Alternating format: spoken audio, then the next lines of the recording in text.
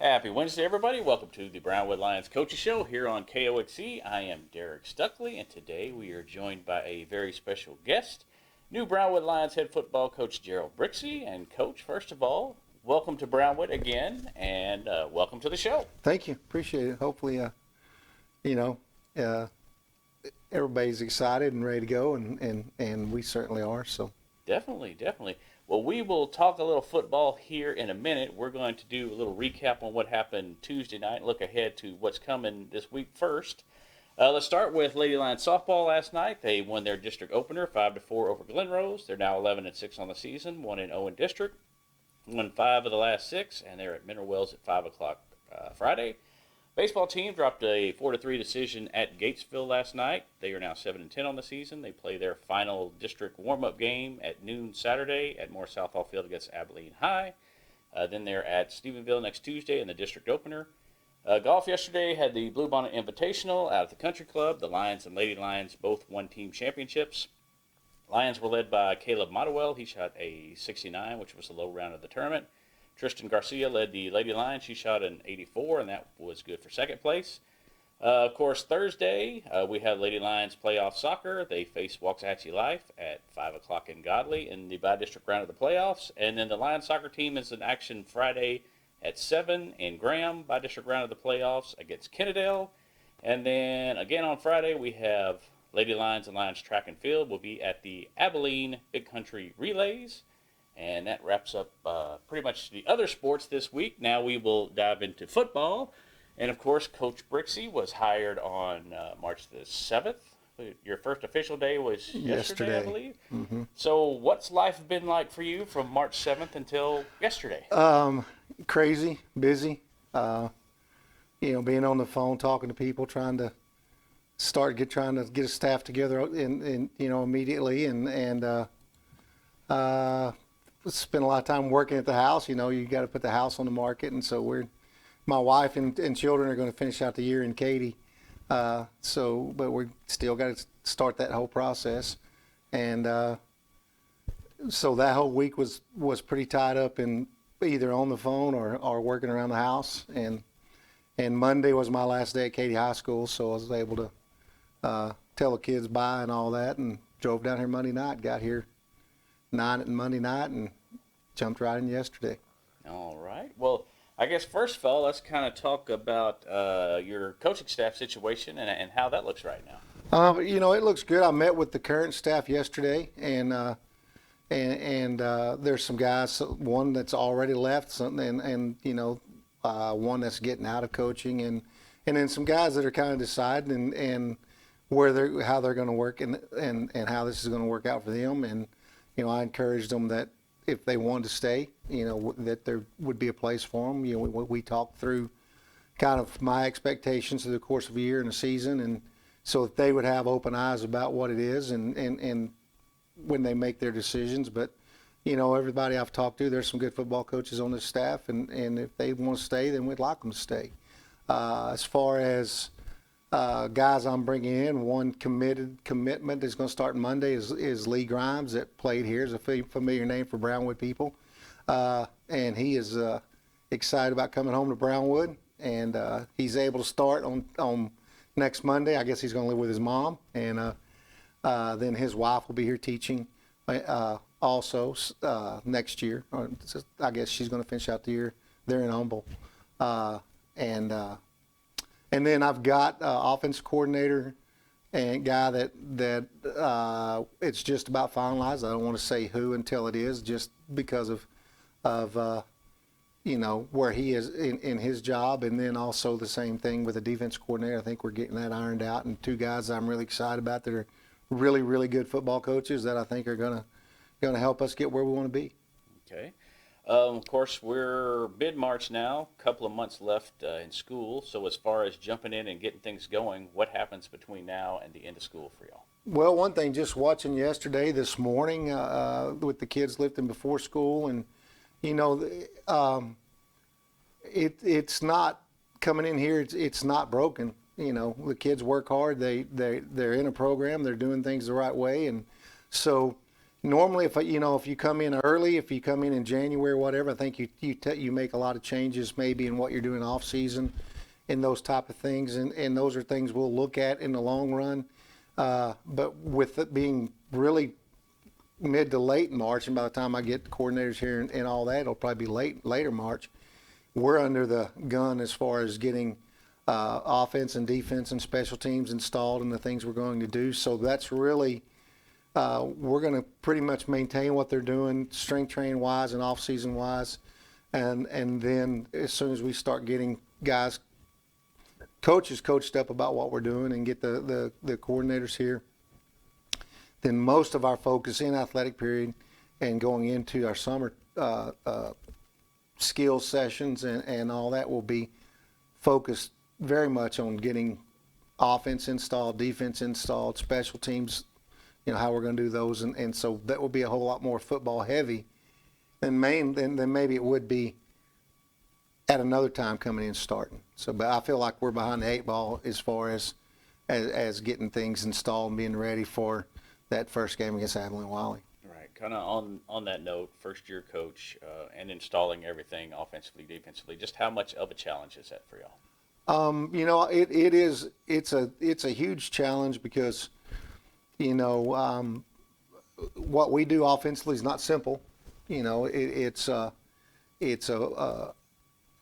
there's very technical and so there's a lot of teaching. That the saving grace is with the UIL rules as they are now, which they used to not be. We can work football all summer long. So we'll be working 30 minutes to an hour of football 4 days a week through the summer. So that's going to help us a great deal as opposed to what normally if you go in March and you've got a month to get it installed and then you really don't get to work football again until August, then that's really a handicap. And I feel like the way things are set now, and from what I've seen so far, I would expect nothing less. But our kids show up in the summer that we'll be able to roll into August and start a football with most of our stuff installed and ready to go. Right. I know we talked a little bit about this when you got hired, but for everybody who didn't hear, just talk a little bit about your offense and defense and what they're going to look like. Well, our offense, and I've said this just, I think maybe in our interview, that if, our offense, if you wanted to look at a pro level, say, what does their offense look like? Well, if you watch the Los Angeles Chargers with Harbaugh and what they do with the power running game, 2 back, 1 back, being a lot of play action passes, and then some drop back game, some vertical game. That to me, when I watch them, that feels like us. It's grown out of years of what was the old Katy offense, which is a power running game, but we've morphed into a lot more 1 back stuff. We're probably in the gun 30% this year, but as far as we're not a spread football team, it's not a we're going to be able to establish a run. And I tell people in the run game, if we can establish the run to the level that you have to involve your safeties to stop the run, then that gives us the advantage, and we're going to be able to hit big plays in the passing game. Defensively, the guy I'm looking at hiring has spent some time at Vandergrift High School, which I love what they're doing defensively. Odd front with a 3-high safety look, and we played Vandergrift in the semifinal in 22 and lost to them, and they beat us 38-35 on the last second field goal, but it was hard work finding a way to score points against those guys, and I really kind of fell in love with what they do, and I think it'll fit our kids, and so it's and actually somewhat similar to what Brownwood ran last year from what I've watched on video. So, but I got a guy that if I can get him here, and it's looking like we're going to, he's well versed in that, and I'm excited about getting him here. And then a lot of it is then for our special teams. Different coaches attack special teams different ways. It's going to be a big part of what we do. I think you can find ways to win football games in special teams, and it's got to be. You got to have it can't be a place to just get kids on the field. You got to attack it as statistically not quite a third of the game, but a big part of the game, probably more like, 30%, between 25 and 30% of your plays are going to some type of special teams situation. And, and to me, that's too big a part of the game to not attack it with your best football players. As far as your off-season program, I guess what would be the backbone or the foundation of it in your eyes? Well, the backbone of our all-season program is going to be strength training. I'm a huge advocate of strength training. I used to say I feel like strength training makes you better. I mean, in all honesty, it'll make you a better chess player because you can sit there longer without getting fatigued body and keep a mental focus. So I think strength training makes you better in everything that you do athletically. And so that's going to be the start of it, the foundation of being strong overall athletes.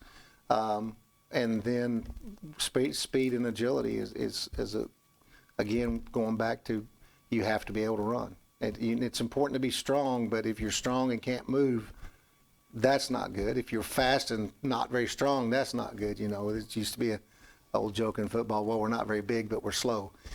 So that was me. And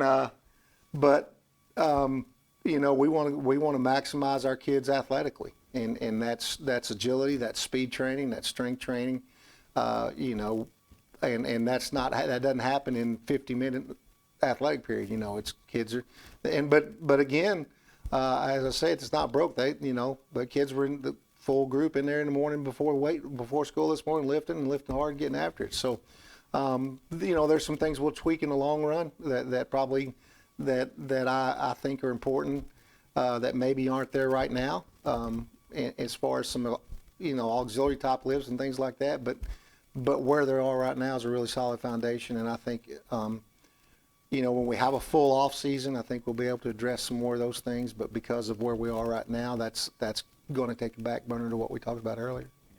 So now that you're here, I guess what excites you the most, or what are you looking most forward to now that you're the head coach? What excites me the most, in all honesty, is seeing where we're already at, and that's a tribute to Coach Burnett and the guys that are here already, because these kids work, and so that it's exciting to coming in and realizing that we're not going to have to teach them work ethic. We're not going to have to teach them the importance of showing up early. We're not going to have to teach them all the things that you go into a lot of places that's absolutely anathema to those people. They don't really, what are you talking about? We need to be here before school. What are you talking about? Hey, we want you back here after school. Coach, how much time do you want? And it feels like, this group's already there. And so that to me is very exciting, because it gives us the ability to jump in and just go to work and understanding that you're in a good place already. Okay. Also, what excites me is watching that big facility go up. That is nice. That's the idea, and I'm a big believer in practicing in the elements if you can. We're going to be outside practicing if we can be outside practicing, because until we start playing indoors, games. So, the only time if it's too hot by the rules, then we'll be in there. If it's too cold by the rules, we'll be in there. If it's lightning or raining and we can't be out, we'll be in there. But other than that, we're going to be out practicing in the elements, because, you got to be a tough kid to play football. And sometimes being a tough kid is being out there when it's not comfortable. That's true. Anything else you want to mention? Anything else we didn't hit about what's going on? I do want to mention just how awesome everybody's been so far as working with administration, with Mrs. Smith about getting coaches hired and the ability to get people in, and Coach Moore and Dr. Young. The whole thing has just been, I feel like they all want success. And with Dr. Young and his background as a coach's kid growing up, and then as a coach and administrator, knowing what it takes to be successful in the world of athletics, and Coach Moore and Mrs. Smith. So that all-in attitude from them is phenomenal, and I think it's going to make this job a lot easier. Well, welcome again to Brownwood. We look forward to seeing what you're going to do, and of course, we'll have you in from time to time here for the rest of the school year, and of course, during football season, you'll be in quite a lot. So, good luck with everything with the Lions football team, and we will let you thank our sponsors real quick, and then we'll get out of here. All right, thank our sponsors, Auto Glass Magic, Bruner Auto Group, Syntex Body and Paint, Syntex Equipment Sales, Citizens National Bank, Dan Hill Containers, Dr. Bond Young, Dr. Pepper Bottling Company, Edwards Jones Investment, Heartland Funeral Home, Hendrick Clinic, Landmark Admin, MC Bank, Painter and Johnson Associates, Smith and Sharp Agencies, Sonic Drive-In, Stanley Chrysler, Texas Bank, Weldon Wilson Electric, Western Bank, and Willie's Teas. All righty. Well, thanks again to Coach Brixey for coming in. That's a wrap for today's Brownwood Lions Coaches Show. We will be back here Monday on KOXE, KOXE.com, and the KOXE app.